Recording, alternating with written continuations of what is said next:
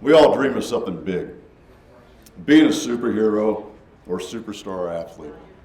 I dreamed of throwing the winning touchdown in the Super Bowl, of hitting the walk-off home run in the bottom of the ninth, 2 outs in Game 7 of the World Series.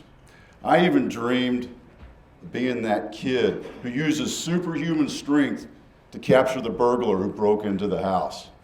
Yeah, just like the kid in the movie A Christmas Story. All of these would have been obvious tests and public results that I was a badass, a superhero. But as I grew, I realized that with my God-given talents, I wasn't going to be a superstar athlete or a superhero. Something else had to become my reality. I grew up in the shadow of a strategic air command base. And we were still fighting the Cold War. And every day, massive B-52s and fighter bombers flew over our house with the mission to bomb targets in the Soviet Union and protect our freedom from the evil Soviet Empire. And I began to think, how cool would that be? I won't be the hero of the Super Bowl or the hero of the World Series. I'd be a hero of our nation. I wanted to be a fighter pilot, the best in the Air Force. Late my freshman year in high school, I decided to tell my dad what I wanted to be when I grew up. You see, my dad designed and built those fighter jets. There was nobody better for me to talk to about what it would take for me to become a fighter pilot.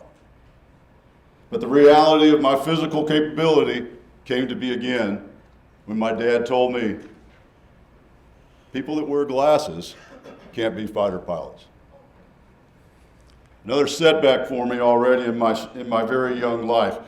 Another test I wouldn't be able to take. But I had a solution, and I'd show the Air Force. I decided to join the Army. And I became a grunt, an infantryman. I'd seen plenty of movies about World War II and Vietnam, and that's who I would be. Finally at a path to test myself, to see if I could be good enough to survive the circumstances of any environment and be tested with the best. I pursued an education to become an officer, and I wanted to be the best of the best. I doubled down on reading about military leadership and studying famous battles in history. Heck, I even enlisted in the National Guard so I would know what my future soldiers went through at basic training and what life was like as a private in the Army. I finally knew what I needed to do. I finally knew who I needed to be. I needed to be an airborne ranger, the best in the Army. But the needs of the Army always outweigh the wants of the young men who join. The Army didn't need me to be an infantry officer. The Army needed me to be an engineer. You know, the people who build the roads and the bridges, maintain the waterways around the U.S. Another setback. In my eyes, another failure in life already. Was this who I had to settle to be? Did I have a choice? I did. As I discovered after 2 years as an engineer, I learned that there was still an option for me, still an opportunity for me to be the best of the best, to be the top of the Army. I could become a Green Beret.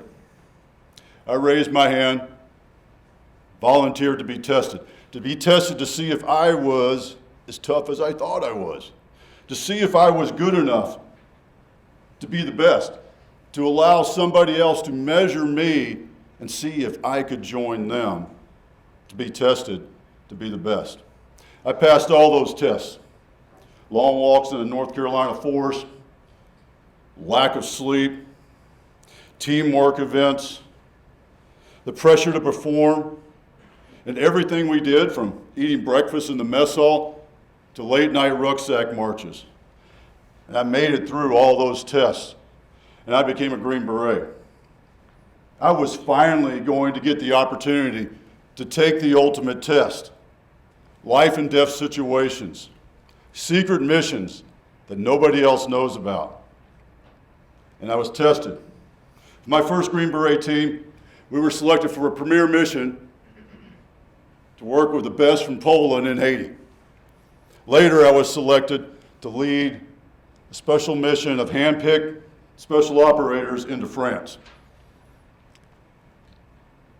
For my second Green Beret team, we were tested alone and unafraid in Bosnia. While in Bosnia, we even had a close call with real combat. An IED exploded under my truck one night. A test of my leadership, taking charge and leading in chaos. I was feeling pretty good. I was pretty confident as a Green Beret. I was like, man, I'm doing this. The next level of tests arrived, and I was tested again. We were deployed to Kosovo. This time I was leading those same Green Berets along with a team of Rangers and a SEAL platoon in combat operations. Was I good enough? Were we good enough? We were. We succeeded at everything. Heck, I even got an award. We all got awards and a plaque that says, yeah, good job. We succeeded at every mission. We did things that hadn't been done since Vietnam. Heck, somebody even shot at us one time. A true test of being a warrior.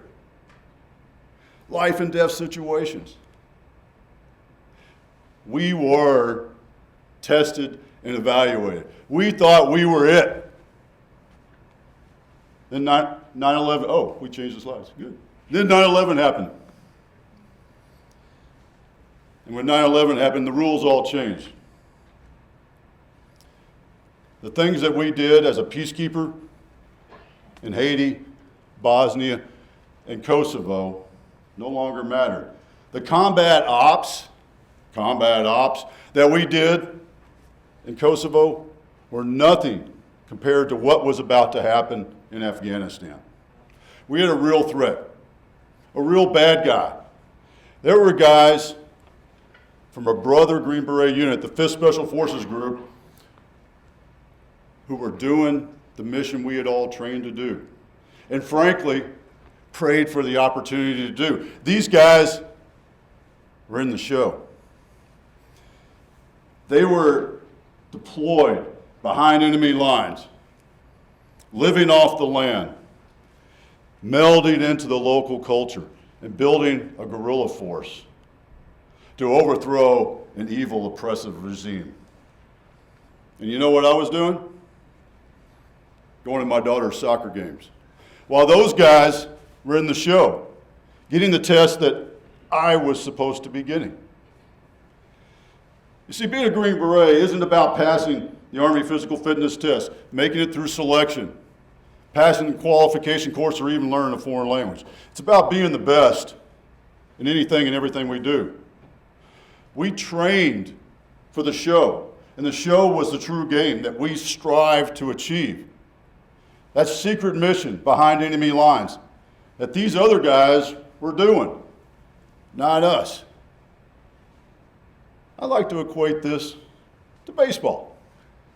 Because as the great baseball philosopher Yogi Berra once said, life imitates baseball. You spend your entire youth playing the game, talking about getting to the show.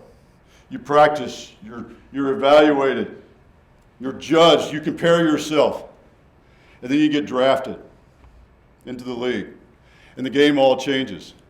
You finally have the opportunity to get to the bigs and be part of the show. But you don't control that. The general managers and the managers control who moves up and who moves down. All you can do as a player is be the best player you can in every moment you get. We were no different as Green Berets. We trained, we practiced, we strived, we craved that opportunity to get to the show. We spent 10 years doing all these missions, and now somebody else was getting tested and getting to prove themselves in the show, not us. So is this Was I no longer the warrior that I thought I was? Were we no longer capable of being the warriors we thought we were? We challenged ourselves and moved forward. We struggled through it. We had to come to terms with it. We were tested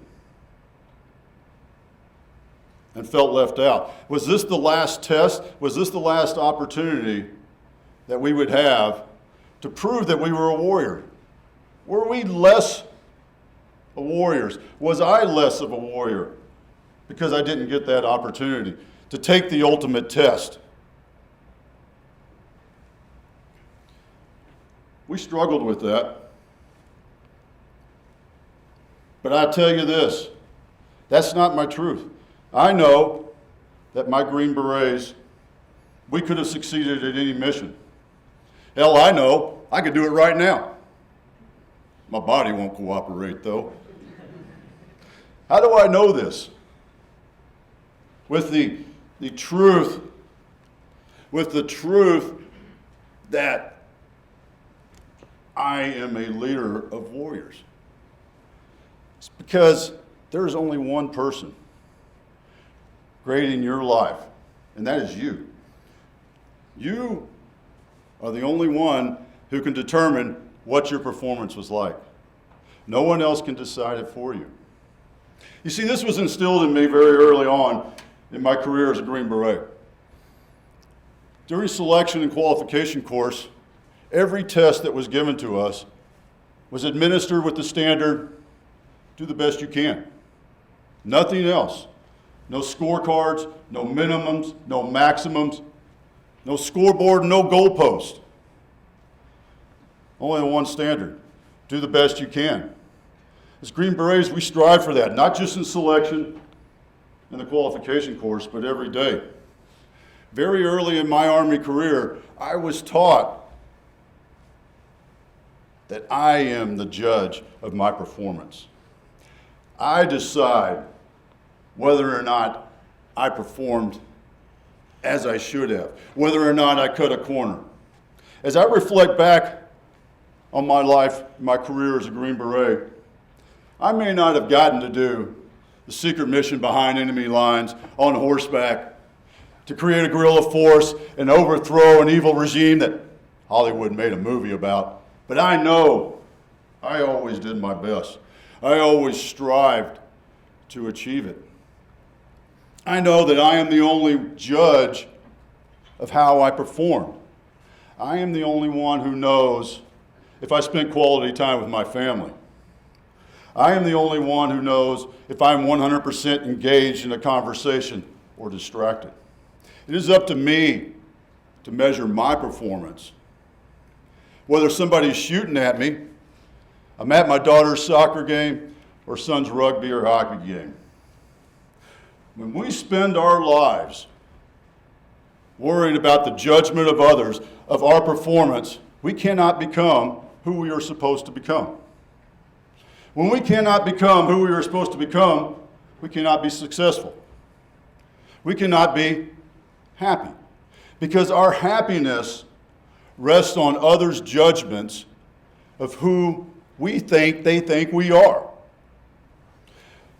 When we crave the show and think about the show, someone else is grading us. We limit ourselves. If we don't focus on who we are, we can't be successful. If we worry about the grading of somebody else of who we are, we can no longer pursue our purpose in life. You are the only evaluator of your life that truly matters. No one else can tell you how you perform. Thank you.